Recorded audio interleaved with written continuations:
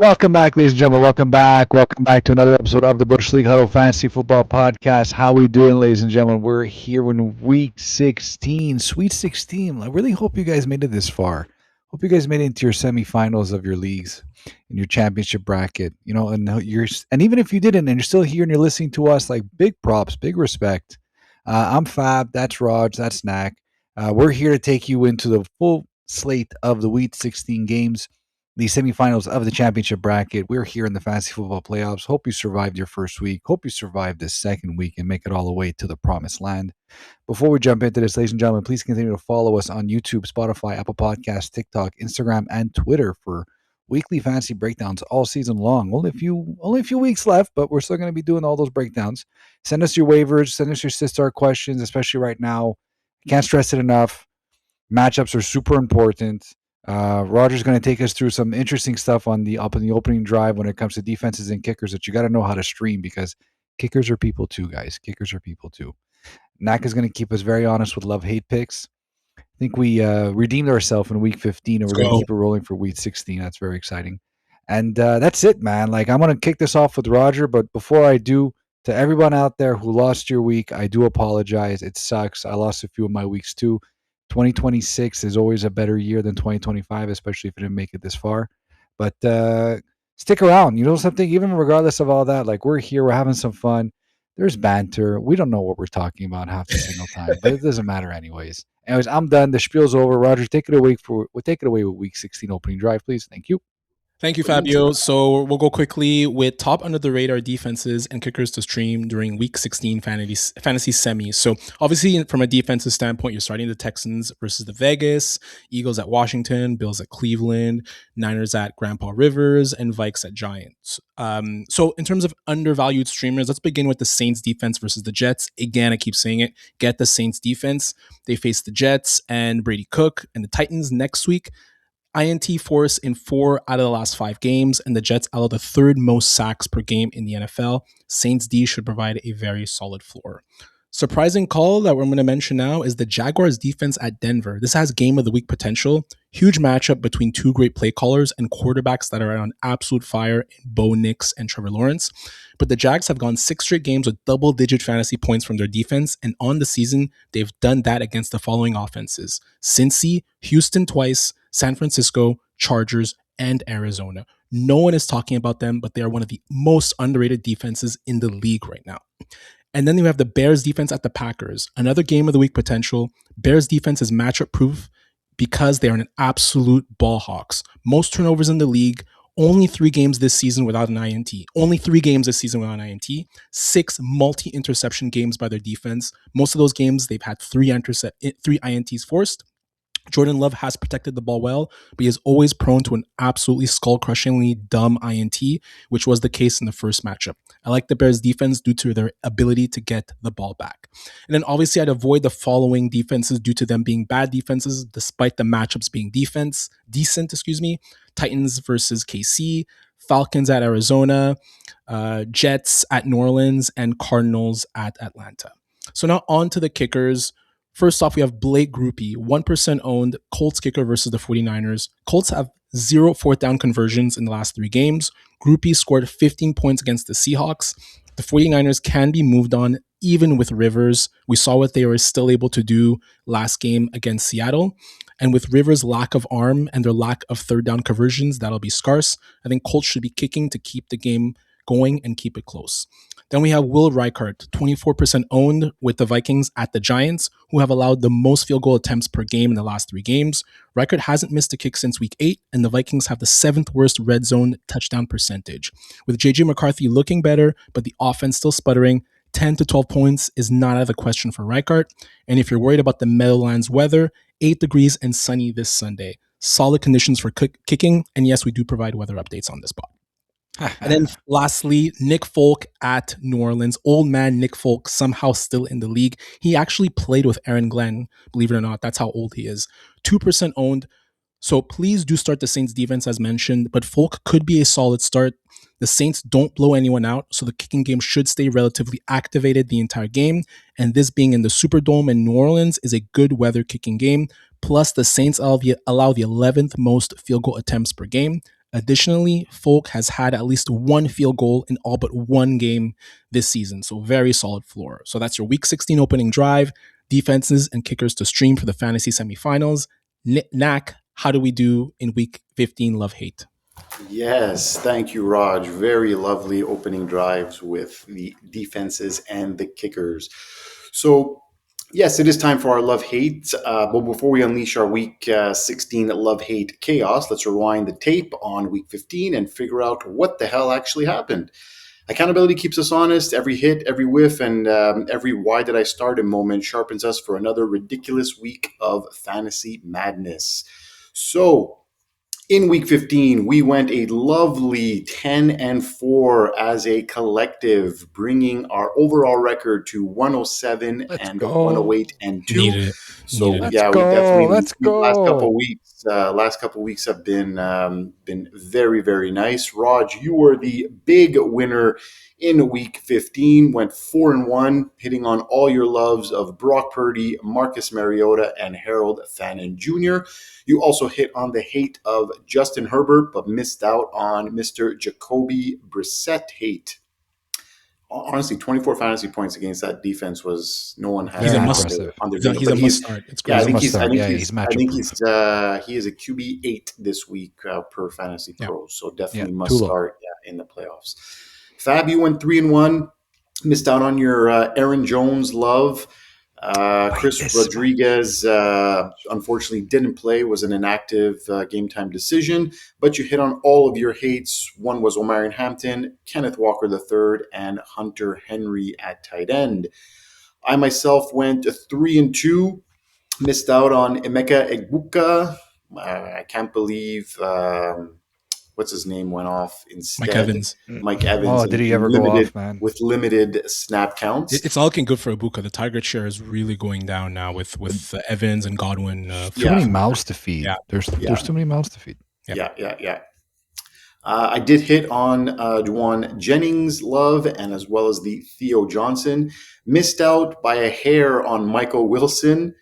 And did hit on the hate of Christian Watson. How many projected points did Michael Wilson have for you to miss out on 5 for 54 and a touchdown? 14 or 16, something like that. Yeah, something. It was quite high, but yeah, it was the touchdown that 13.72. That hate. That, I think he finished with 14 points. 16 points.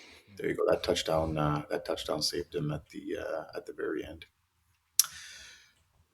So I'm going to be, that was our week 15 results. So we'll dive into the week 16 now. So I'm going to start the circus off with the quarterbacks you can rely on and the ones who should be legally banned from your roster. Raj is storming in next with the running backs, and Fab is closing out the show with the wide receivers that will either win you a championship or emotionally ruin you. We're also putting a spotlight. What's that? We're getting dark, but really, are we getting dark? But we have to get a little dark. It's 16 weeks in. It's 16 weeks. You got to get a little. It's a battle of attrition, ladies and gentlemen. Battle of attrition. And we're also putting spotlight on 3 tight ends you absolutely need to keep tabs on, whether they're suddenly ascending into demigod status or flashing the kind of red flags that would make you bench them in a bye week. So without further ado, warm-up's over, stretching is canceled. Let's get right in with the QBs that we love and hate this week. So I am on tap for those. First QB, I think everyone knows who I'm going to talk about first with donning his beautiful jersey. It's Mr. Aaron Rodgers, QB 25 at the Lions. Hear me out, folks. Hear me out. So Rodgers has been red hot the last 2 weeks after the Fire Tomlin chants broke out at Heinz Field. Yes, I still call it Heinz Field. He's completing 80% of his passes over the past 2 weeks and averaging 21 fantasy points in that span. He's playing his best when it counts, and he gets to play a nice indoor game versus a Lions defense who's been absolutely gutted and giving up an average of 28 fantasy points per game to QBs over the last 4 weeks. So for me, this is a prime spot to get Rodgers into your lineups, and I love him over the likes of Sam Darnold, Kirk Cousins, Tua, and even Jackson Dart. Second QB I love this week is going to be JJ McCarthy, QB 19 at the Giants. So another QB who's on a little bit of a heater the past 2 weeks, averaging 25 fantasy points per game. Yes, he's played some awful defenses, but he's about to get his third straight NFC East team, and they may be the worst one. The Giants have been a QB playground all season long, giving up the third most fantasy points to the position. The least amount of points they have allowed this season to a QB is 14, and that was all the way back in week 3. Since then, QBs are averaging 22 points per game, so he is definitely locked in as a high-end QB2 in Superflex leagues, and I actually love them both over the same players: Sam Darnold, Kirk Cousins, Tua, and Jackson Dart. I was kidding a little bit, but I actually agree with both calls, and the Detroit defense is looking to be quite overrated. The whole secondary is injured. Yeah, both star safeties are out. The corners are all backup corners, and it's they've been gutted, literally gashed the last 4 weeks. Like 28 fantasy points per game is for 4 weeks is a lot. Yeah. Now to the QBs I hate this week. So the first one is going to be Sam Darnold, QB 24 versus the Rams. So right on cue, Darnold is having his late season slump. He's become extremely volatile to trust, especially in the fantasy football semifinals. Very poor showing at home versus an indie team. They had to settle for 6 field goals to win that game, and now he gets a Rams D on a short week with the division on the line. The Rams have actually allowed opposing QBs to score an average of 25 points over the last 2 weeks, but I'm expecting a low-scoring affair here. And fire up, as I mentioned, the aforementioned Rodgers, Bryce Young, and even Tyler Shuck before Sam Darnold this week. Shuck looks good. I have to say, I think it was a bit overblown, all the JJ McCarthy versus Sam Darnold stuff, especially seeing what we're seeing with Sam Darnold, as you said, Nacc, like kind of the late season, I guess opposite of a surge. It's Kevin O'Connell looks like he kind of made the right decision on that front. Well, I mean, we'll see in the playoffs, but it hasn't looked good. It hasn't looked good. 6 out of the last 7 games. It's Darnold's played some very tough teams, and JD McCarthy has played teams that have Swiss cheese for defense. I mean, let's just also call a spade here. I'm talking more real life football, like less fantasy. Like it's I understand. Yeah. And the final QB I hate this week is going to be Mr. Jackson Dart, QB 14 versus the Vikings. So although he's coming off a very solid fantasy performance versus the Commanders, he's one play away from being knocked out of the game completely. Pair that with the Vikings allowing an average of 7 points. That's 7 points to opposing QBs over the past 5 games. And the QBs over that span, Caleb Williams, Jordan Love, Jaden Daniels, Sam Darnold, and Dak Prescott. This is simply way, way, way too much risk in starting Dak with your season on the line, and QB 14 for me is absolutely madness. I'm firing up the likes of Caleb Williams, Bo Nix, Trevor Lawrence, Baker Mayfield, JJ McCarthy, all of whom are behind him in this week's Fantasy Pro rankings. That's an easy call. Yeah. I couldn't believe it when I saw those numbers. Their average is 7 points in the last 5 weeks to quarterbacks. They're very good. Minnesota's defense is very good. Yeah, just completely excellent. So that'll do it for the QBs we love and hate. Raj, why don't you keep it going with the running backs? Yes, thank you. So first running back I love is, actually I'll give both of them. I have DeAndre Swift, RB16 against the Packers, and then Kenneth Gainwell, RB32. So we'll start with DeAndre Swift versus the Packers. Massive tilt again, we mentioned it on Saturday, likely for the NFC North Division. The Packers are 11th best versus running backs this year, but my big push for Swift is the impact of the Micah Parsons ACL injury having some residual effects on their front and their passing game, where it felt like he put a lot of their teammates in suitable roles for them. So him being out, I think, has a big impact on that front. Otherwise, Swift is quietly the RB14 this season, and since his week 5 bye, he's been on an absolute tear. He's had good performances recently, obviously against Philly, last week against a good Browns defense, and even against the Packers 2 weeks ago. Even though he didn't have a touchdown, he ran really hard and really well and had a positive yards per carry. So Swift must stay in lineups and is an RB1 regardless of matchup. And then I'm rolling with Kenny Gainwell, even against the overrated Lions defense, as mentioned. Yes, there's some injuries, but they just haven't looked good either way. He was awesome against the Dolphins and has great chemistry with Aaron Rodgers. Rodgers had great praise for him after the Dolphins game, saying he could not believe the Steelers got him for the price they did, which Nacc, you have mentioned quite often already. A few things about Gainwell as well. He's one of 3 backs to lead their team in receptions with Christian McCaffrey and Devon Achane.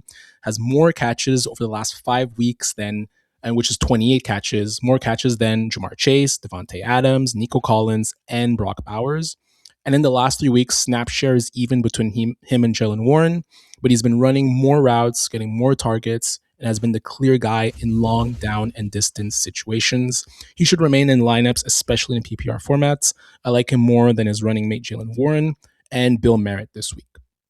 It's incredible what the disrespect he gets in the rankings still. Like RB30 is like insane to me. And last week I think he was RB29. Yeah. Just like a Swiss Army knife type player. He's been great. Yeah, his floor is amazing. They know how to utilize him. Honorable mentions. I'm lukewarm on Woody Marks. He gets a prime matchup against the Raiders, who give up the 7th most fantasy points to running backs, but he's dealing with, I believe it's an ankle injury. Jowar Jordan came on in relief and honestly looked like the best back for the Texans all season. So it's a must-win game versus the Raiders, but against the bad Raiders team, maybe they save Marks for the upcoming weeks. But if Marks is out, I like him if he plays. But if he's maybe a little bit hobbled, I do still like Jowar Jordan against the Raiders, who he played with a ton of juice, 15 carries for over 100 yards. And then another maybe sneaky honorable mention, Audric Estime versus the Jets. So the Jets had the worst defense in the league over the last 4 weeks, 11 touchdowns allowed to running backs. Estime sighting. Sorry? Yeah. Estime. It's been a while since those Broncos days. So Devin Neal, if he can't suit up, obviously I like Neal against the Jets, but if he can't suit up, I think Estime could be a good get. He probably will get through waivers, as he was ruled out mid-game last week, so TBD on his availability.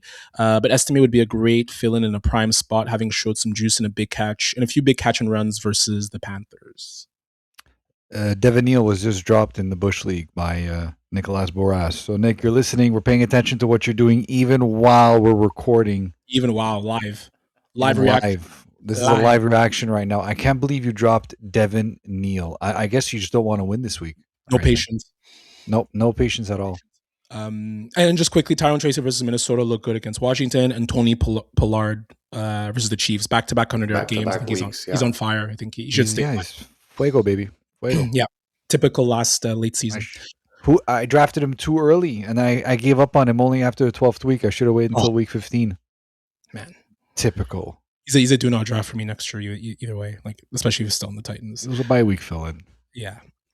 Players I hate. Quinshon Judkins against the Bills. So he's the consensus RB19 in Fantasy Pros. Matchup be damned, and Judkins has a very good one against a bad Bills run defense. The offensive line struggles are just too hard to overlook. He's ranked as the 6th worst. This is ranked as the 6th worst run blocking unit in the league. Judkins is averaging 2.8 yards per carry in the last 4 games and 3.7 on the year. He actually has 3.5 yards after contact. So he's been missing multiple starters on the offensive line, as mentioned, and teams are daring Shedeur to beat them. Check this. He's facing the 3rd most 8-man fronts in the league, and only 25% of his yards are before contact. So very, very hard to trust for the rest of the season. And regardless of the matchup, I think he's a sit this week until you see better results. And then there's Ashton Genty against the Texans. Look, everything I said about Judkins applies to Genty. Rookie running back, poor yards after carry, poor yards per carry, very bad offensive line that can't block. But then you add the fact that the Texans have the best defense in the sport. There's actually an interesting stat that's been floating around regarding Genty on social now that I don't think people should chase. So this season, when Genty has 13 plus carries, not even touches, he's averaging 17 PPR points. In the last 5 games, with less than 13 carries, he's averaging 7 PPR points. So the issue for me is the Raiders team is just so bad. I don't expect them to be in positive enough game script to continue running with Ashton. So nightmare season for him and his owners. It's an easy sit for me as well. And at this point, he's only a flex player at this juncture of the season. Weirdly ranked ahead of Tony Pollard, who is, again, as mentioned, his usual kind of late season heater. And I like Michael Carter. And in this case, I even like Bill Merritt over Genty as well. And just lastly, one honorable mention hate, RJ Harvey or any Denver running back, whether it's Tyler Batty, Jaleel McLaughlin. Jacksonville defense is legit. Amazing run defense. Well done. These are great calls this week for the running backs. Yeah, Roger really did his homework. Fab, what do you got week on 16. What do you have on the wide receiver I'm front? usually the analytics guy. And no, you are. I'm kidding. Anyways, let's move on to wide receivers and more fun stuff. Right, wide receivers. It's I think Colin Cowherd is a little bit upset that Patrick Mahomes is done for the year. Sorry, Chris Collinsworth. Excuse me, Chris Collinsworth. Speaking of homework. Yeah, speaking of homework. And Colin Cowherd, Chris Collinsworth. It's their season there. Anyways, wide receivers. So the wide receivers that I love this week are Jaden Reed at Chicago and Ladd McConkey at Dallas. Start off with Jaden Reed. So this will be Reed's third game back, and he's been averaging a hair under 10 PPR points per game. But his route participation has been increasing, and so has his targets and volume. But I think this is the week you can confidently put him in your lineups and get some legit return. Bears slot cornerback Kyler Gorder has been placed on IR. Reed operates primarily out of the slot, so roughly 65 to 70% of his routes come out of the slot. Bears are still operating a little shorthanded too with some of their linebackers that are injured, and they give up the 10th most fantasy points to wide receivers. I see this as a very high volume PPR game for Reed. I legit see him flirting with like 9 receptions, 75 yards, 1 TD stat line. Also, Christian Watson's most likely going to be missing this game as well, so there's more work and more volume is going to be most likely siphoned towards Jaden Reed. Fantasy Pros has him ranked as wide receiver 28. That's good, but I would still start him over guys like Brian Thomas Jr., Egbuka, Pittman, and even Deebo Samuel. Like the matchup a lot. The usage is going up at the right time.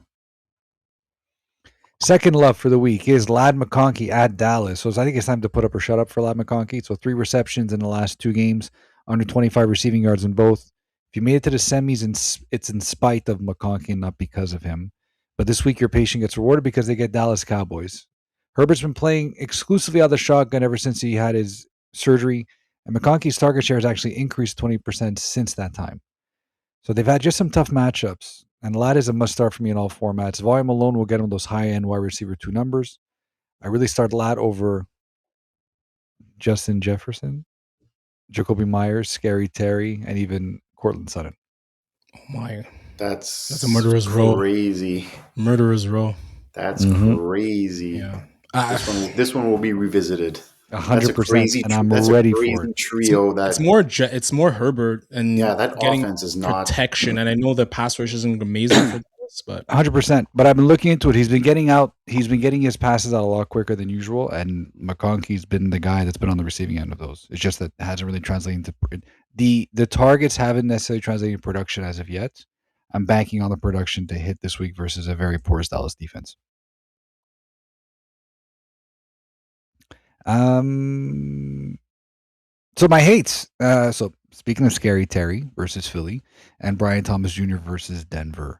So Scary Terry. So Terry McLaurin giving up the 7th. The Philly are giving up the 7th least amount of points to wide receivers and haven't surrendered a passing TD since week 12. So it's a tough matchup, and Philly D are rolling at the moment, and I think Mariota is going to be under a lot of pressure all game. Philly D allow very limited big pass plays and focus on tight coverage, making a ceiling play tough for Terry McLaurin. So Fantasy Pros has him ranked as wide receiver 22, and that's too high for me. So give me guys around there in plus matchups that I like over him, like Ladd. I would actually even take I would take Jettis over McLaurin at this spot. Devontae Smith, and also the aforementioned Jaden Reed.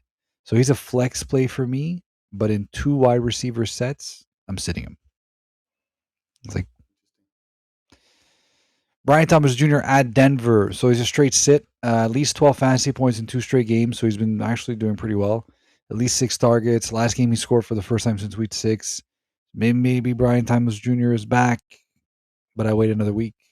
Denver pass defense or elite. PS2 is top tier. I would sit Brian Thomas Jr. I will not get cute about it. Denver D haven't given up 5 passing TDs. I've given up 5 passing TDs all year. And Fantasy Pros has Brian Thomas Jr. ranked as wide receiver 29, which is nuts. So give me guys like even Khalil Shakir, Jaden Reed, Stephon Diggs, DJ Moore, and even Luther Burden over him this week. Luther Burden obviously contingent if he's healthy. He has a bit of he's day-to-day with an ankle injury. So yeah. Or if Roma Dunze plays, which is also unclear. Yeah, that was a very last minute inactive for I think Roma he's out for the Dunze. year. It came at like 12:56. That's not promising for. I think the he's going to be upcoming out for the year. when that happens. Yeah. When that happens, it's not promising. I find That's what I'm reading as well too. Yeah. Like there's a high likelihood he's out this week, and they might even just sit him into the playoffs. Yeah. Those are my love hates, ladies and gentlemen. Best of luck in the semis, and just come at me and give me my flowers once I get all these right. Thank you. Oh, you and your flowers. Raj, why don't you give me a tight end you'll love or hate this week? Yeah, I'm gonna go back to the well with Mr. Dalton Schultz versus the Raiders. I've gone back to Schultz quite a bit, and he's been asked about quite a bit in our TikTok and YouTube. So he's been consistently one of the most asked about, as mentioned, with bad reason though. Weeks 3 to 14, Schultz was the tight end 13 in fantasy points per game, with an 18.2% target share and averaging 47 receiving yards per game. On Sunday, Schultz had another stellar game with a 31% target share, 8 receptions, 76 yards, and a score in Houston's win over Arizona. Just look at what Dallas Goedert did against the Raiders and tell me Schultz can't do the same. So really like him, and he's basically CJ Stroud's second most trusted target there behind Nico Collins. Mm-hmm. Yeah, I love this call. Love what about you? Love or hate on a tight end? I got a massive love for Kyle Pitts Sr. versus Arizona. And you're like, yeah, obviously starting him. No, you have to understand something. First off, if you have Kyle Pitts Sr., kudos to you. You're well on your way to having one of those special type of players that gets super hot at the right time, has a very friendly schedule, and a QB that throws him the ball like he owes him money.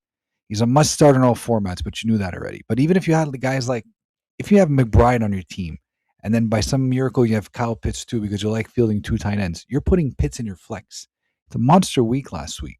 Cousins has been feeding Pitts and feeding fantasy families too. This is another top 2 tight end finish this week. Easily.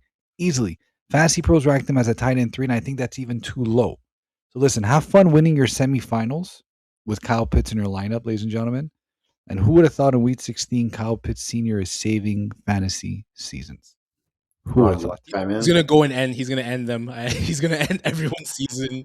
He's. I just saying. I agree with the call. I just like he's been otherworldly. And to be honest with you, take away the 45-point game, which is ridiculous. We know he's been having a good season. He's been having a very much a startable tight end 1 season. We got to give the guy credit where credit is due. He's gonna pull the rug. It's true though. It's true. Like he hasn't been. He's been moments of inconsistency, but for the most part, he's been startable. And chances are, if you do have McBride, you probably have Kyle Pitts too, so you can just plug him in your flex because I don't know. Kirk Cousins apparently owes him money because he keeps on throwing him like 12 targets a game. I wait till Raj drafts him next year. He's just hoarding tight ends like that. Yeah, I don't know. Some people probably. You're going to draft him next year, Raj? God no. Is it a contract year? Can you put some respect on his name though, or no? I think he was with your option. They declined his option, so they could. I think they could franchise tag That's him. it. They could franchise him. No, I'm putting some respect on him, but I could see the rug being pulled out of. But if not, I will give him all the flowers he deserves. Excellent. I will end things off here with a tight end hate. I'm going to go with Jake Ferguson, tight end 14 versus the Chargers. So the once tight end 1 on the season through the first 7 weeks of the year is now tight end 18 over the past 4 weeks. That's definitely not what anyone expected. And although the Chargers have given up an average of 17 points per game to tight ends over the past 3 weeks, I have no faith that Ferguson even will produce double-digit points. He is a flat-out bench for me, and I like Colston Loveland, Theo Johnson, and even Oronde Gadsden ahead of him this week. Oronde Gadsden, wow. His production was very tethered to CeeDee Lamb's health. But he had games with Lamb back, with the trio back, and was still producing, and he was still seeing targets, especially in the red zone. And those have since been taken away. So he's become really touchdown dependent over the past few weeks. And if he's not getting in the end zone, he's just not cracking the top 10 for tight ends. So definitely flat out sit for Jake Ferguson this week. That'll do it for the Week 16 edition semifinals for the Bush League Huddle Fantasy Football Podcast. I am Nacc, that's Raj, and Fab. Good luck on your matchups this week, everyone. We will see you next week. Raj. It is, ladies and gentlemen. Good luck in the semifinals. Good luck to everybody who's in the semifinals. God bless. God bless. God bless. God bless. Yes. God bless. Big trust. Big trust. Big Big trust. trust. Big trust. Who was that again? Mark Ingram? Big trust. It was the guy on TikTok who was clowning us about Khalil Shakir. Yeah, but Mark Ingram did that to like in a press conference when they were hating on that season. There were that 2 seasons they played for the Baltimore Ravens, and they were hating on Lamar Jackson. It's like big trust. Anyways, peace out, Goodbye. everyone. Good luck. Peace out. Goodbye.